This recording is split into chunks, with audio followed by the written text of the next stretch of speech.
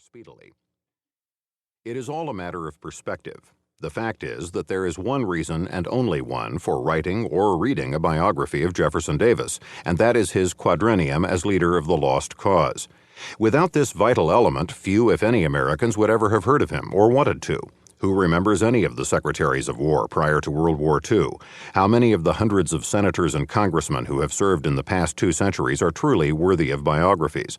Davis created no significant legislation, and even in the march to secession he played a secondary role. His years in the War Office generated nothing we remember or care about today, other than vaguely held notions that he tried a seemingly whimsical experiment with camels. As for his post-war years, once he left prison there was nothing to set his life apart from those of the hundreds of thousands of other former Confederates trying to rebuild their lives, nothing but the fact that he had been their president. In short, nothing in this man's life would attract more attention than a thesis or dissertation had he not been chosen to take an oath in Montgomery, Alabama, in February 1861. Thus, the preponderance of this biography looks at the 4 years that followed that oath.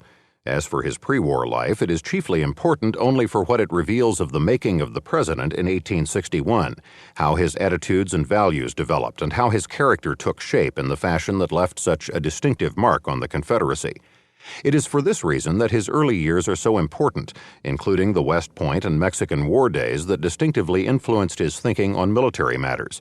As for his senatorial career, much less space could actually have been devoted to it, for once his ideas and opinions took shape in the 1840s, they rarely, if ever, changed. Indeed, the balance of his political career in the old Union was little more than a constant repetition of those ideas. And as for the opposite end of his life, his years after 1865 have little value outside the contexts of Davis's reflections on the war and of his symbolic role as a leader of the Old South embarking into a new one. In the Civil War years themselves, meanwhile, the first 18 months revealed the development of Davis to the highest point he achieved as a chief executive.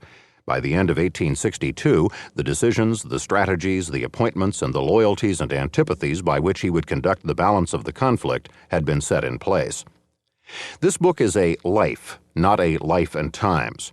Already substantial, it would be much more so if extensive background were interwoven on every political contest, every campaign or battle, and each of his many personal feuds. Enough has been provided to illuminate either Davis's direct participation or his influence. Similarly, his remarkable wife, Verena Howell Davis, does not spend much time at center stage. By any measure, she was an unusual individual, very much a 20th century woman. But thanks to the limitations of the era in which she lived, she remains important to us today for no reason other than the fact that marriage changed her name to Davis. She exerted considerable influence on him at times, for good and ill. Moreover, as First Lady of the Confederacy, she shared with him as no other the burdens of his responsibility, and to the extent that she had an impact on her husband, she appears here. This unusual woman deserves serious study in her own right. A few words are in order about the sources used to write this study. Previous biographies have hardly been used at all, nor are there many references to the wide body of modern literature dealing with Davis. Excellent works have appeared in recent years by scholars like William Cooper, Frank Vandiver, Paul Escott, Ludwell Johnson, and others. However, from the first, the intent in this book has been to work as exclusively as possible from sources contemporary to Davis.